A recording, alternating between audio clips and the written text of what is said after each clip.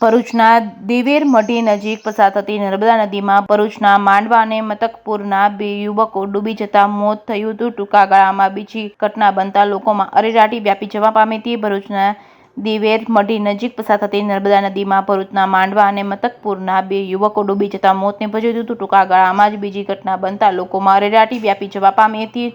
શિનોર તાલુકાના દિવેર નજીક આવેલા મઢી ગામ પાસે પસાર થતી નર્મદા નદીમાં ભરૂચના માંડવા અને મતકપુરમાં પટેલ પરિવારના 2 યુવકો નહાવા પડતા લાપતા બન્યા હતા. મળતી માહિતી મુજબ ભરૂચના માંડવા અને ભરૂચના મતકપુરના પટેલ પરિવારના 2 યુવાનો હાલ ઉનાળુ વેકેશન ચાલી રહ્યું હોય ત્યારે દિવેર મઢી ગામે નર્મદા નદીમાં નહાવા માટે આવ્યા હતા. બંને યુવાનો પરિમલ રમેશભાઈ માછી પટેલ તેમજ ઉંમર વર્ષ 31 રહેવાસી માંડવા માછી પટેલ, ફળિયું તાલુકો અંકલેશ્વર, યશકુમાર માછી પટેલ રહેવાસી મતકપુર ભરૂચનો હોવાનું જાણવા મળ્યું હતું. નદીમાં નહાવા સમયે બંને યુવાનો ડૂબ્યા હતા. અસહ્ય ગરમીના કારણે યુવાનો નહાવા માટે આવ્યા હતા. ઘટનાની જાણ થતાં જ ફાયર વિભાગ તાત્કાલિક ઘટનાસ્થળે પહોંચી રેસ્ક્યુ ઓપરેશન હાથ ધર્યું હતું.